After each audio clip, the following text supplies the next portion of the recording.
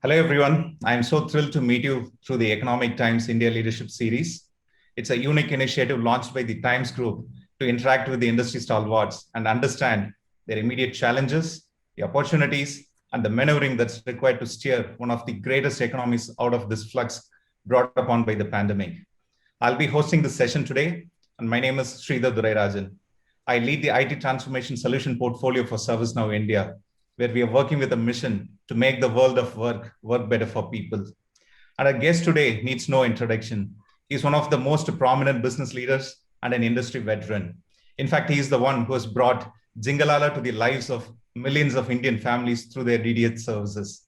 Without further ado, let me introduce Mr. Harit Nagpal, Managing Director and CEO of Tata Sky Limited. Hello, Mr. Harit. Thank you so much for joining this session and welcome. Pleasure. Thank you very much. First and foremost, how are you doing? Very good. Very good. Couldn't be better. Feeling healthier, much more in control of things. That's really great to hear. So let me jump straight into the agenda for today. You're aware, we are grappling with the crisis created by this pandemic. We are almost at the fag end of wave 2, and we are pinning our hopes on the vaccination drive. At the same time, we are also getting rumors about wave 3, and we are not sure how long this uncertainty going to continue. Given these uncertain times and unclear situation, how are you managing the crisis at Tata Sky, especially knowing that DTH was an industry born on digital, and I'm sure there wouldn't have been any challenges in terms of delivering the services to the subscribers. But we are keen to know more about how are you managing your day-to-day operations in terms of customer support, new customer acquisitions, logistics, so on and so forth. Could you please throw some light? Yeah, sure. We've been kind of fortunate, if you ask me, because we did not depend on our customer coming to our premises or us going physically to our customer's premises to serve him. So that way, unlike the airline or the hotel or the restaurant or any of these services, we were kind of fortunate. Having said that, when this thing hit us last year in March, and we were planning for it because we heard the news from other countries when they were getting into lockdown. That's right. And first of all, we couldn't even fathom how could we work under a lockdown. It was very difficult mentally to prepare ourselves for it. True that. And then we actually got to terms with it, and we said, okay, at best, we got to keep the lights on. We can't get new customers. If some customer faces a trouble, we can't go into his home and repair his box. Yeah. But that will be a smaller number. Our bigger issue right now is to keep the lights on for the 20 odd million boxes that are active on any given day. And we actually got working towards that. So that basically required us to build a list of people who need to stay in office while the others could be not in office. We built a list of about 60 or 70 people that time. We made sure that there was enough potatoes and eggs and a pantry, a couple of cooks and a pantry boy in the office, and enough sleeping arrangements for these 60, 65 people. Wow. And, so they stayed inside the office for about, I would say, 3 months in the first wave and kept our lights on. However, I was kind of surprised and really surprised when we thought that no customers would allow us to come into their homes. What really happened was that television became the center of the house. In the past, almost everybody used to leave home in the morning and they would come back in the evening, leaving behind an aging parents or a kid and a dog or whatever at the house. So, but now everybody was inside the house, and television became not only a source of information, but a source of distraction. So if somebody's television went faulty, which, a small number do every day, they were more than happy to let us in, even during the pandemic, and repair. And now responsibility lay on us as to how do we safeguard our people as well as our customers while doing the job. Which clearly goes on to show the importance of television. Yeah, it is a very important means of information, education, distraction, entertainment, you can say whatever. I mean, I have personally not received more thank you mails and profusely thanking emails for sending a technician to somebody's home. Wow. A mundane task of sending a technician to somebody's home to just repair his set-top box or connection or restore it. Profuse is the word. Unlike I got in those 2 or 3 months. Yeah, we were we were making sure from our sides that we were asking our people to wear caps and foot covers All the and gloves, precautions has been taken. carrying a sanitizer, making sure that people inside the house were masked. They were kept at a distance. Don't touch what you don't have to touch. Whatever you touch, sanitize. We even went and repaired televisions, connections inside hospitals. See, what happens is when you are sitting lying in a hospital because of COVID, you are conscious True. and you are Many bored. distractions. Yeah. Need distraction. And if the television somehow does not work, somehow whatever happens does not work in the nursing home or the hospital that you're lying in, they actually need it more than anybody else. So we had some of our people going in PPE suits inside hospitals and nursing homes, some to install fresh connections, others to repair existing connections, which had gone probably faulty or whatever. That's really amazing. So from entertainment, it became an essential service all of a sudden. I would say entertainment is an essential service. Interesting. Yeah. So glad to hear that. And how did any of the learnings in wave one help you in, overcome the crisis in wave two, which we are almost in the fag end of it? Wave two, we were much more confident. In wave one, we were skeptical as to what would happen. But wave one told us that, this is such a basic service that we have no choice but to provide it. But to make it happen. And so in wave two, we were more than prepared. So now we know the drill. Our people know the drill. When they come to work in the morning, the technicians, when they come to the workstation in the morning, they've got to be checked. Every few days, they have to be tested. They know exactly what to do, what gloves to wear, what sanitizers to carry, what to do when they go into the house. So the drill is now like, in fact, what has now happened is that in the last 1 year, any process that we create, the last final user acceptance test for that process is, will it work during lockdown? So, can it work by remote? Does it need to be physical? Does somebody have to physically visit to deliver this process? If not, build it in. Interesting. So you went on to an extent to bring it part of the process itself. Yeah, whatever we can. Amazing. So how did we've talked about process, how did technology play a role here in terms of enabling you to handle all of these crises? A couple of basic things that have to be handled in this business really are, people need to recharge. As a prepaid business, most people do not put in money for a year or so. People put in monies for 20 days, 30 days, 40 days or whatever, or even 10 days sometimes. Money's finish in the account. When money's finish in the account, service stops. They have to recharge. Yeah. People suddenly realize I haven't added a channel. They also realize I need to economize. I want to drop a channel. So all these actions in the past, a lot of it was handled by call centers. Okay. Now, for call center to operate, people need to be allowed to travel to the call center, work there, and go back home. Correct. In a lockdown, that's also not possible. Yes. So there were two attempts that were made. One, can the customers do it on their own through a channel they're comfortable with without speaking to somebody, so as to reduce the load on the call center? So, we were doing it via web or app, but we said, okay, a lot of people are not comfortable with the web or the app, but they're comfortable with WhatsApp, or they're comfortable with the missed call, giving a missed call. So all these activities, an equivalent of those were built on WhatsApp and missed call and likes of these channels. That reduced the load on the call center. Parallelly, we moved the call taking ability by the agent from his home instead of coming to the call center. Interesting. So every call that is being taken today, and we take close to about 80,000-90,000 calls in a day, is taken from a respective call center agent's home, which could be anywhere in the country. The call lands on our bridge, passes on to the person's home. He takes the call, resolves your query, back.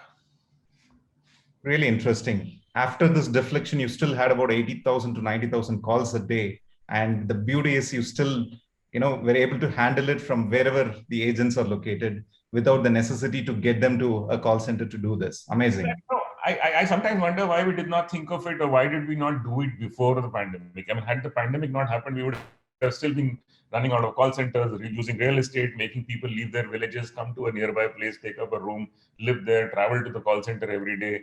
That's right. Not necessary anymore. I can actually hire people in their villages to take the calls. I can hire part-time people who can't afford to work 8 hours because they got family responsibilities and stuff, but they have 3 hours or 4 hours available during my peak hours, and they can roster in for those 3 hours and keep themselves busy. Really interesting. Looks like you use technology to your advantage fully. Well, I think that the virus forced us to do it. I was alluding to the next question on a lighter note. So who led the digital transformation at Tata Sky? Is it you or the virus? It's the virus. Wow. I would clearly give the credit, give the devil its due wherever it is. That's a candid response. Yeah.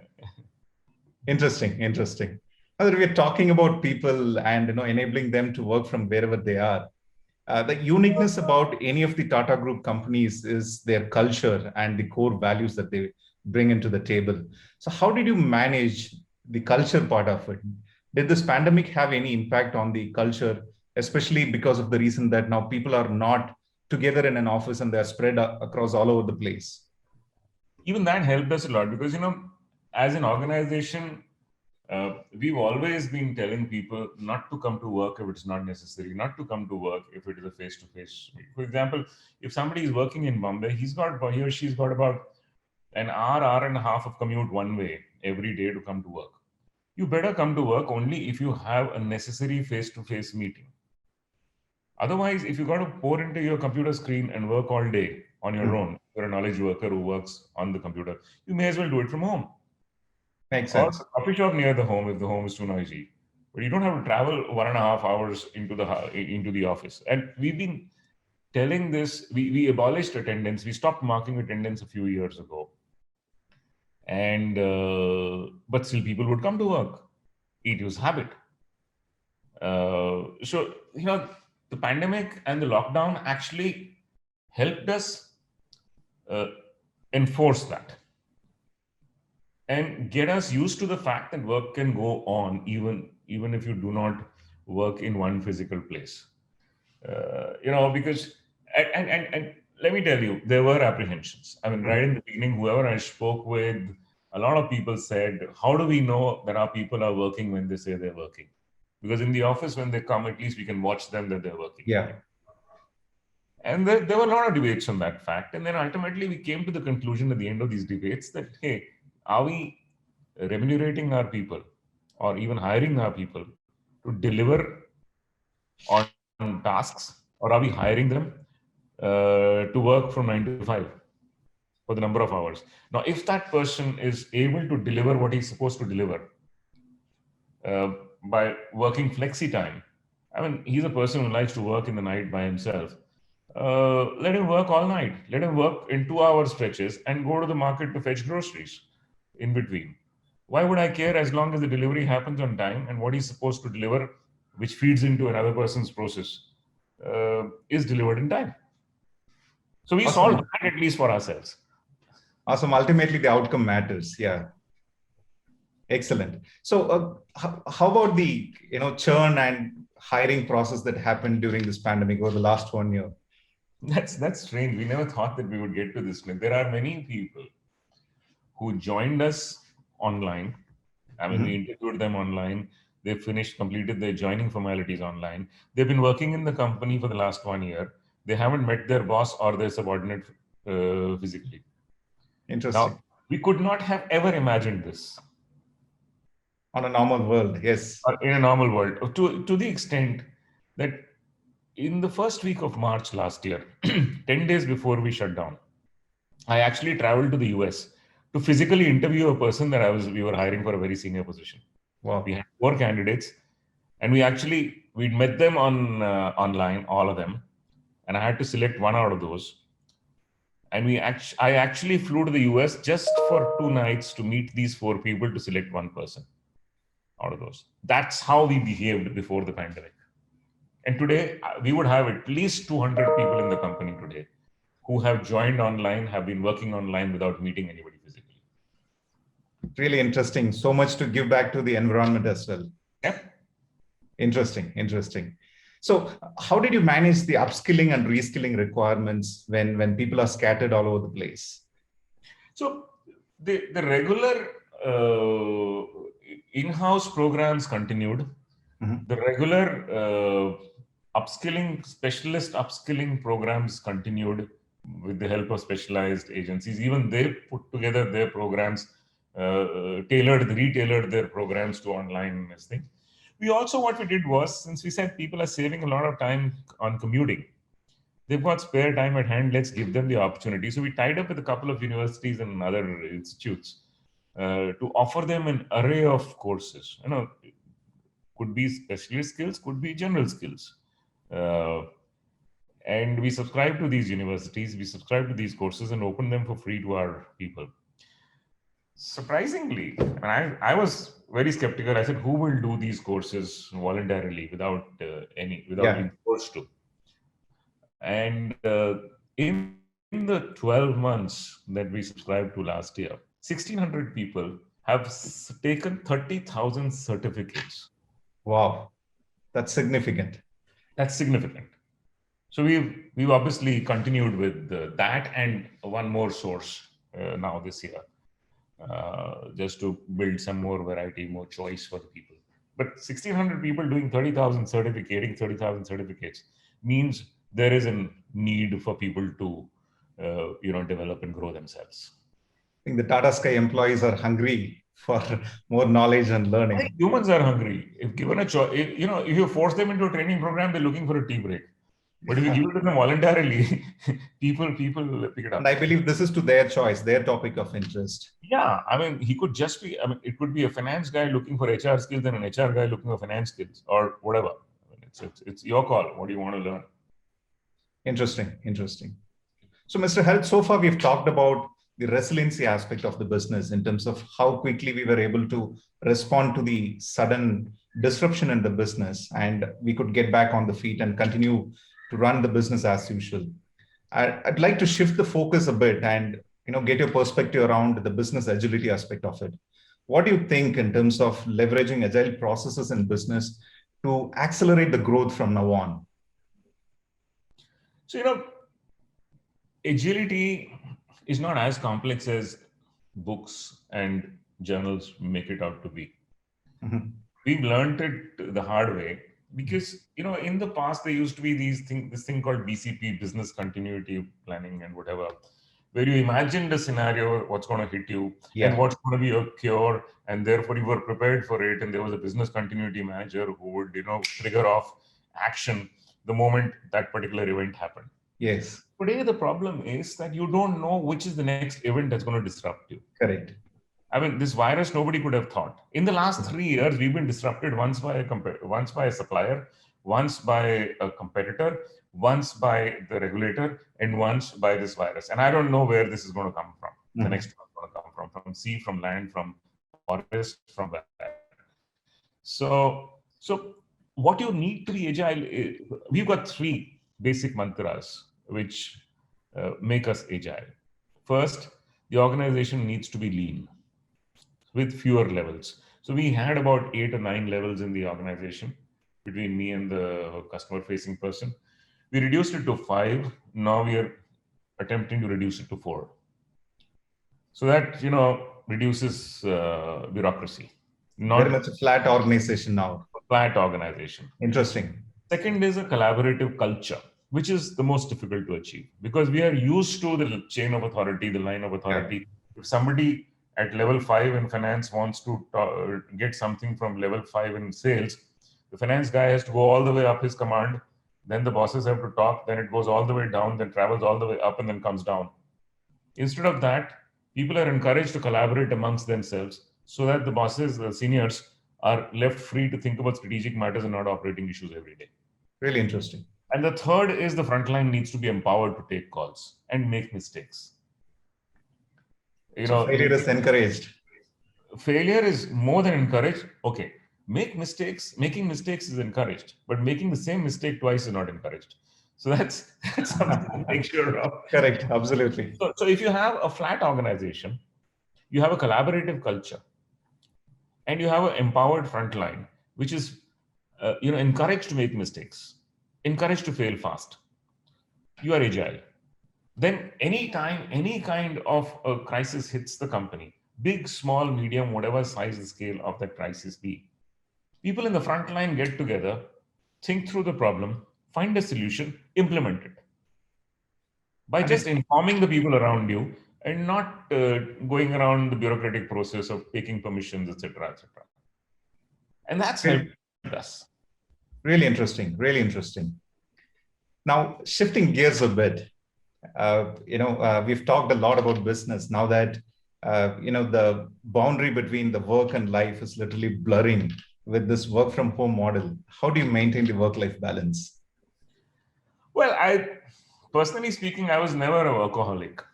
Okay. I've always personally believed that you need distractions, you need free time to process what you have, absorbed during the work hours.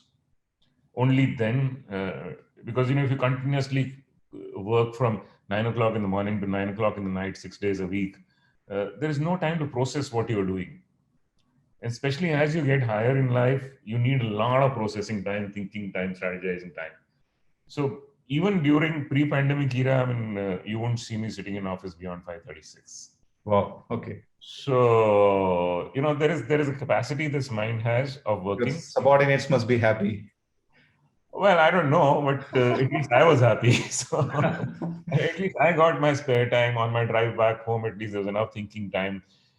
And I believe that a lot of processing happens when you're doing something else. So when you're reading or exercising or walking or listening to music or chatting with the family, thoughts strike you, whose seed was sowed somewhere at workplace. True.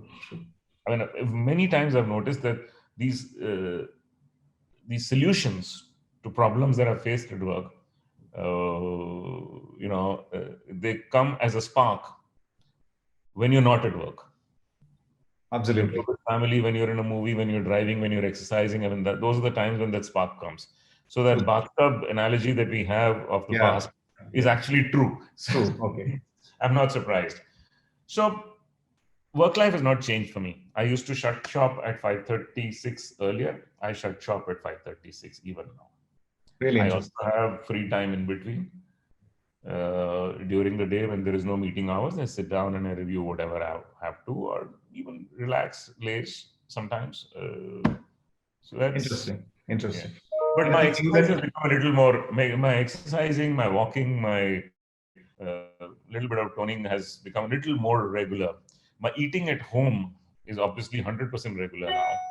So anything you tried by yourself? Anything interesting? Yeah. So I used to cook once in a while. I used to be allowed into the kitchen only rarely. So I used to cook once in a while, but that's become a little more. And you would have realized, every one of us would have realized that during the pandemic, a lot of us have done a lot of things which we wouldn't do otherwise. Yeah. Forced to, because help was either missing or short. External help was missing or short. So you had to do a lot of things. So all of us have done a lot of things which we wouldn't have done otherwise. Wouldn't have happened. Yeah, and we are proudly talking about the fact that I swept the floor, or I cooked, or I did the utensils today, or whatever. I loaded the washing machine and stuff. So those are things that we've all done during the pandemic. Interesting. Harit, we're almost in the fag end of this session. I'd like to close it with one last question. So what is your big, hairy, audacious goal in professional and in personal life? Yeah, the only thing that's always driven me, whether in personal life or at work, has been the need, the desire to create an impact. So that at least, whether it's a process or a customer or the business or the P&L or a friend, my action should change his or her life, even to a small extent. So when you're designing a process or when you're thinking of a change, you say, okay, how will it change the customer's life, or how will it change the P&L of the business? If it is not changing it, there's no point wasting time on it. Fully agree with you. Thank you so much. It was so wonderful talking to you. And thank you very much for sharing your pearls of wisdom. Pleasure. Thank you so much. You made me think about a few things I hadn't thought about in a while. Thank you I'm so so much. glad I did.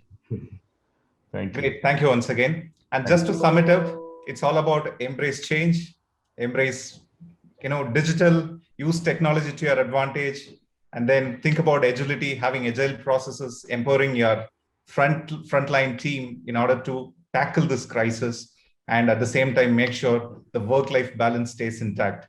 That's all from Mr. Harit Nagpal, MD and CEO of Tata Sky Limited. Thank you one and all for joining us.